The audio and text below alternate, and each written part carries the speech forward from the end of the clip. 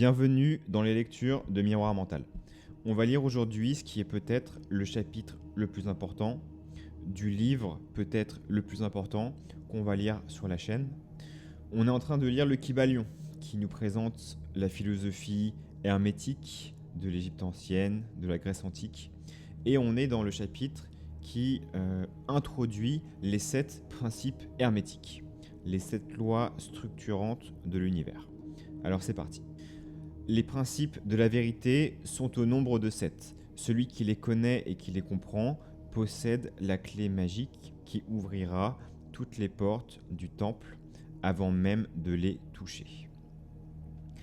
Les 7 principes hermétiques sur lesquels la philosophie hermétique tout entière est basée sont les suivants. 1. Le principe de mentalisme. 2. Le principe de correspondance. 3. Le principe de vibration. 4. Le principe de polarité. 5. Le principe de rythme. 6. Le principe de cause à effet. 7. Le principe de genre. Ces 7 principes seront discutés et commentés au fur et à mesure que nous avançons dans ces leçons. Cependant, dès maintenant, nous allons donner une courte explication de chacun. 1. Le principe de mentalisme. Le tout est esprit, l'univers est mental. Ce principe implique cette vérité que tout est esprit. Il explique que le tout, qui est la réalité substantielle se trouvant dans toutes les manifestations et les apparences extérieures que nous connaissons sous le nom d'univers matériel, phénomène de la vie, matière, énergie, et en un mot tout ce qui est apparent, est en fait esprit, lequel en lui-même est inconnaissable et indéfinissable, mais qui peut être considéré et pensé comme un esprit universel, infini et vivant. Il explique encore que le monde ou l'univers phénoménal n'est qu'une simple création mentale du tout, sujette aux lois des choses créées, que l'univers considéré comme son entier ou dans ses parties existe dans l'esprit du tout. Et que c'est dans cet esprit que nous vivons, que nous agissons et que nous sommes nous-mêmes. Ce principe, en établissant la nature mentale de l'univers, explique facilement tous les divers phénomènes mentaux et psychiques qui occupent une si grande place dans l'attention publique et qui, sans explication, ne sont pas compréhensibles et défient toute interprétation scientifique. Comprendre ce grand principe hermétique du mentalisme permet à l'individu de saisir avec facilité les lois de l'univers mental et de les appliquer à son bien-être et à son perfectionnement. L'étudiant hermétique est capable d'appliquer intelligemment les grandes lois mentales au lieu de s'en servir au hasard. En possession de la maîtresse clé, l'étudiant peut ouvrir les innombrables portes du temple mental et psychique du savoir et y pénétrer librement et intelligemment. Ce principe explique la véritable nature de l'énergie, du pouvoir, de la matière, et pourquoi et comment ils sont subordonnés à la maîtrise de l'esprit. Un des vieux maîtres hermétiques a écrit il y a bien longtemps « Celui qui comprend la vérité de la nature mentale de l'univers est déjà bien avancé sur le chemin de la maîtrise. » Ces paroles sont aussi vraies aujourd'hui qu'elles l'étaient au temps où elles furent écrites. Sans la maîtresse clé, la maîtrise est impossible, et l'élève s'en va frapper en vain aux innombrables portes du temple. Parenthèse ici, j'interviens pour dire que la première fois que j'ai lu ce principe, je suis passé complètement à côté et j'ai même arrêté la lecture du livre. Si c'est très confus pour vous aussi, dites-vous que l'idée simple, qui est un peu dure à admettre au début, je vous l'accorde, c'est qu'on existe tous en fait dans un esprit. Et si ça paraît vraiment absurde, laissez un peu le temps se faire et laissez cette idée germer, restez ouvert d'esprit. Je continue la lecture. 2. Le principe de correspondance. Ce qui est en haut est comme ce qui est en bas, ce qui est en bas est comme ce qui est en haut. Ce principe implique la vérité qu'il y a toujours un rapport constant entre les lois et les phénomènes des divers plans de l'être et de la vie. Le vieil axiome hermétique l'explique en ces termes. Ce qui est en haut est comme ce qui est en bas, ce qui est en bas est comme ce qui est en haut. Comprendre ce principe confère les moyens de résoudre bien des paradoxes obscurs et bien des secrets cachés de la nature. Il existe des plans de vie que nous ignorons complètement, mais quand nous leur appliquerons le principe de correspondance, nous devenons capables de comprendre plus loin qu'il ne nous aurait été possible de le faire autrement. Il se manifeste et s'applique partout dans l'univers, sur les plans de l'univers matériel, mental et spirituel. C'est une loi universelle. Les anciens hermétistes le considéraient comme un des instruments mentaux les plus importants, à l'aide duquel l'homme était capable de renverser victorieusement les obstacles qui surgissaient en face de l'inconnu. C'est à lui qu'il fut possible d'écarter le voile d'Isis, au point d'entrevoir dans un éclair une partie de la figure de la déesse. De même que la connaissance des principes de géométrie permet à l'astronome assis dans son laboratoire de mesurer la distance entre les astres et de suivre leurs mouvements, de même la connaissance du principe de correspondance permet à l'homme de déduire intelligemment l'inconnu du connu. En étudiant la monade, il comprend l'archange. Numéro 3. Le principe de vibration. Ce principe implique la vérité que tout est en mouvement. Tout vibre, rien n'est à l'état de repos. Un fait que la science moderne accepte et que toute nouvelle découverte scientifique tend à vérifier. Il y a des milliers d'années que les maîtres de l'ancienne Égypte ont énoncé ce principe hermétique. Il explique que les différences existantes entre les diverses manifestations de la matière, de l'énergie, de l'âme et même de l'esprit sont la conséquence d'une proportion inégale de vibrations. Depuis le tout, qui est esprit pur, c'est le principe numéro 1, jusqu'aux formes les plus grossières de la matière. Tout vibre. Plus grande est la vibration, plus haute est la position sur l'échelle. La vibration de l'esprit est tellement intense et si infiniment rapide qu'elle est pratiquement en repos. De même qu'une roue qui tourne avec une grande rapidité paraît arrêtée. À l'autre extrémité de l'échelle, il y a les formes grossières de la matière, dont les vibrations sont si lentes qu'elles paraissent ne pas exister. Entre ces deux pôles opposés, il y a des millions et des millions de degrés différents de vibrations. Depuis le corpuscule et l'électron, depuis l'atome et la molécule, jusqu'au monde et aux univers, tout se meut, tout vibre. Cela est vrai également pour l'énergie et pour la force, qui ne sont que des degrés différents de vibration. Cela est vrai encore pour le plan mental, dont les vibrations régissent l'état, et même sur le plan spirituel. L'étudiant en hermétisme, qui comprend bien ce principe et ses formules appropriées, est capable de contrôler ses propres vibrations mentales aussi bien que celles des autres. Les maîtres utilisent également ce principe de diverses manières pour triompher des phénomènes de la nature. Celui qui a compris ces principes de la vibration s'est emparé du sceptre du pouvoir, a dit un ancien écrivain. Ici, ce qu'ils veulent dire, c'est que tout est fait de vibrations, même vous et moi d'ailleurs. Et en tant qu'être humain, on vibre assez haut, plus haut en tout cas qu'une roche. Et on peut affecter ces vibrations depuis notre espace mental et notre espace émotionnel, même si ce n'est pas vraiment dit ici. 4. Le principe de polarité. Ce principe implique la vérité que tout est double, tout a deux pôles, tout a deux extrêmes. Ces phrases sont de vieux axiomes hermétiques.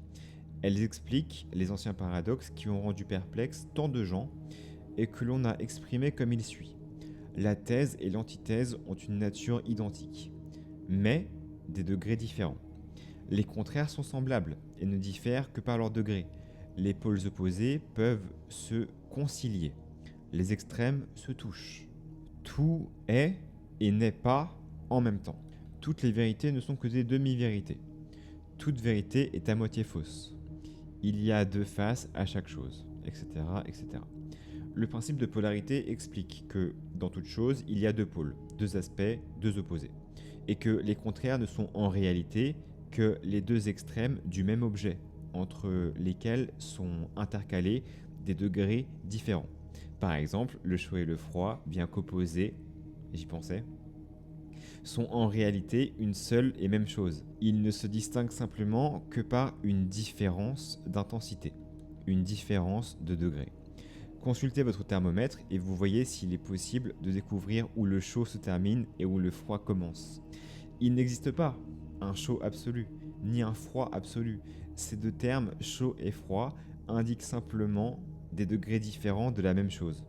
Et cette même chose qui se manifeste comme chaud et froid est une simple forme, une variante de la vibration. Ainsi, le chaud et le froid ne sont que les deux pôles de ce que nous appelons la température. Les phénomènes qui les accompagnent sont des manifestations du principe de polarité. Le même principe est vrai dans le cas de la lumière et de l'obscurité, qui sont une seule et même chose, la distinction consistant en une différence de degré entre les deux pôles. Quand est-ce que la nuit tombe vraiment et que le jour commence? Quelle différence y a-t-il entre le grand et le petit, entre le facile et le difficile, entre le blanc et le noir, entre le tranchant et l'émoussé, entre le calme et l'inquiet, entre le haut et le bas, le positif et le négatif? Le principe de polarité explique ces paradoxes et aucun autre ne peut le remplacer. C'est encore le même principe qui agit dans le plan mental. Prenons un exemple extrême, mais radical, celui de la haine et de l'amour. Deux états mentaux, en apparence totalement différents, et encore il y a différents degrés dans l'amour et dans la haine.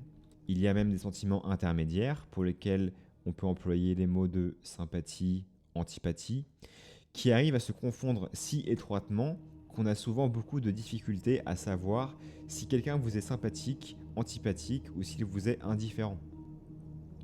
Ces sentiments opposés ne sont que des degrés différents d'un sentiment unique, comme vous le comprendrez si vous voulez bien y réfléchir un petit instant. Mieux que tout cela, et les hermétistes y attachent une importance bien plus considérable, il est possible de changer, dans son propre esprit et dans l'esprit des autres, des vibrations de haine en vibrations d'amour.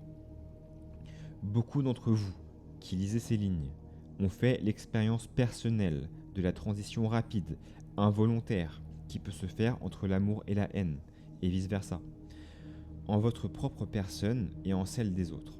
Vous comprendrez alors qu'il vous est possible de réaliser cette chose à l'aide de votre volonté et grâce aux formules hermétiques. Le bien et le mal ne sont que des pôles différents d'une même chose. L'hermétiste connaît l'art de transformer le mal en bien par l'application du principe de polarité. En somme, l'art de la polarisation devient une phase de l'alchimie mentale, connue et pratiquée par les maîtres anciens et modernes de l'hermétisme. La compréhension de ce principe permet de modifier sa propre polarité aussi bien que celle des autres, si l'on veut consacrer le temps et l'étude nécessaires pour devenir un maître de l'art.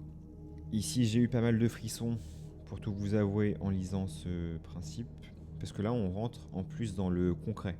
On voit comment ces principes peuvent affecter nos vies au quotidien. Je continue la lecture. Le principe de rythme.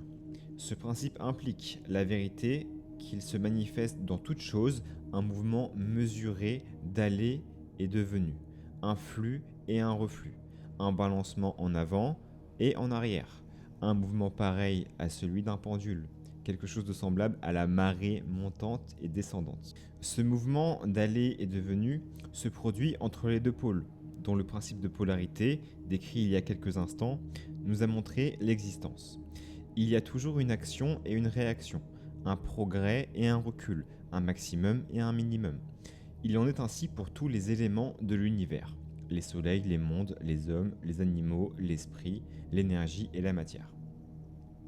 Cette loi se manifeste dans la création et la destruction des mondes, dans le progrès et la décadence des nations, dans la vie de toutes choses et enfin dans l'état mental des hommes. C'est pour cette dernière chose que les hermétistes estiment plus importante la compréhension du principe. Les hermétistes l'ont bien compris. Ils ont trouvé que son application était universelle. Ils ont aussi découvert certains moyens pour annihiler en eux-mêmes ces effets par l'usage des formules et des méthodes appropriées. Ils appliquent la loi mentale de la neutralisation. Ils ne peuvent annuler le principe ni arrêter son cours, mais ils ont appris à éviter ses effets sur eux-mêmes, à un certain degré qui dépend de leur degré de maîtrise. Ils ont appris à utiliser au lieu d'être utilisés par ce principe. C'est en cela et en ces méthodes similaires que consiste l'art des hermétistes. Le maître en hermétisme se polarise lui-même au point où il veut rester, puis il neutralise le balancement rythmique du pendule qui tendrait à le transporter vers l'autre pôle. Tous ceux qui ont acquis un certain degré de maîtrise personnelle agissent ainsi dans une certaine mesure, plus ou moins inconsciemment. Le maître, au contraire, le fait consciemment, par l'usage de sa volonté. Il finit par atteindre un degré d'équilibre et de fermeté mentale presque incroyable de la part des masses qui sont tirées en avant et en arrière comme un pendule. Ce principe est le principe de polarité et les méthodes pour les contrecarrer, les neutraliser, ont été minutieusement étudiées par les hermétistes et les utiliser constitue une partie importante de l'alchimie hermétique mentale. 6. Le principe de cause à effet. Ce principe implique le fait qu'il existe une cause pour tout effet, produit, et un effet pour toute cause. Il explique que tout arrive conformément à la loi, que jamais rien n'arrive fortuitement, que le hasard n'existe pas, que puisqu'il y a des plans différents de cause à effet, et que le plan supérieur domine toujours le plan inférieur, rien ne peut échapper entièrement à la loi. Les hermétistes connaissent jusqu'à un certain point l'art et la méthode de s'élever au-dessus du plan ordinaire de la cause et de l'effet. En s'élevant mentalement à un plan supérieur, ils deviennent la cause au lieu d'être l'effet. Les foules se laissent docilement emmener, elles obéissent à tout ce qui les entoure, aux volontés et aux désirs de ceux qui sont plus puissants qu'elles, à l'hérédité, à la suggestion et à toute autre cause extérieure qui les dirige, comme de simples pions sur l'échiquier de la vie. Les maîtres, au contraire, s'élevant sur le plan supérieur, dominent leurs sentiments, leur caractère, leurs qualités et leur pouvoir, aussi bien que ce qui les environne. Ils deviennent des maîtres au lieu d'être des pions. Ils jouent le jeu de la vie au lieu d'être joués et dirigés par la volonté des autres et les influences extérieures. Ils se servent du principe au lieu d'être ses outils. Les maîtres obéissent à la causalité du plan supérieur, mais ils règnent sur leur propre plan. Il y a dans cette affirmation une véritable fortune de connaissances hermétiques. Le comprenne qui pourra. Effectivement, c'est un des principes les plus importants parce qu'il explique en essence que il faut être proactif et pas réactif. Il faut être celui qui actionne plutôt que celui sur lequel on agit. Il faut que nos émotions et nos états intérieurs soient à notre initiative et qu'on ne soit pas, à l'inverse, victime de nos circonstances et qu'on soit porté aux quatre vents par les circonstances de la vie. Je continue la lecture. Dernier principe, le principe de genre. Ce principe implique la vérité que le genre existe en tout. Les principes masculins et féminins sont constamment en action. Cela est vrai non seulement sur le plan physique, mais encore sur le plan mental et même sur le plan spirituel. Sur le plan physique, le principe se manifeste sous la forme du sexe. Sur le plan supérieur, il prend la forme plus élevée, mais il est toujours le même. Aucune création physique, mentale ou spirituelle n'est possible sans lui. La compréhension de ces lois jettera la lumière sur bien des sujets qui ont constamment rendu perplexe l'esprit des hommes. Le principe de genre agit toujours pour créer et pour régénérer. Toute chose, tout individu contient les deux éléments masculin et féminin, ou le grand principe lui-même. Tout élément mâle a son élément féminin, tout principe féminin contient le principe mâle. Si vous voulez comprendre la philosophie de la création et de la régénération mentale et spirituelle, vous devez étudier et comprendre ce principe hermétique. Il renferme la solution d'un grand nombre des mystères de la vie. Nous tenons à vous avertir qu'il n'y a aucune parenté avec les nombreuses théories fondamentales, pernicieuses et dégradantes avec les enseignements et les pratiques qui sont répandus sous des titres de fantaisie et qui ne sont qu'une prostitution du grand principe naturel du genre. De telles réminiscences des anciennes formes infamantes du phallicisme tendent à ruiner l'intelligence, le corps et l'esprit. La philosophie hermétique s'est toujours élevée avec indignation contre les enseignements dégradés qui conduisent à la luxure, aux passions immodérées et à la perversion des principes de la nature. Si ce sont eux que vous recherchez, quittez immédiatement ce livre. L'hermétisme n'a rien qui puisse vous être utile. Pour ceux qui sont purs, tout est pur. Pour ceux qui sont vils, tout est vil. Ce qu'il veut dire ici, c'est que de nos jours encore plus, quand on parle de féminin et de masculin, on est complètement à côté de la plaque. C'est pas ça les sujets, je vais même pas les évoquer. Mais ce qu'ils veulent vraiment dire par l'énergie masculine et l'énergie féminine, c'est la même chose que dans le taoïsme, on appelle le yin et le yang. Il y a un réel pouvoir, à l'inverse, quand on arrive à comprendre ce que c'est que l'énergie féminine et l'énergie masculine, ce que c'est que le yin et le yang, et quand on réalise qu'on a les deux à différents degrés en chacun de nous. Et d'ailleurs, c'est vrai pour tous les principes hermétiques qu'on vient de voir. Si on peut réaliser leur véracité, leur pertinence et leur application dans nos vies concrètes, on accède à un vrai pouvoir intérieur qui nous permet d'influencer nos circonstances extérieures. Et c'est ce qu'on va certainement découvrir dans le reste de la lecture de ce livre.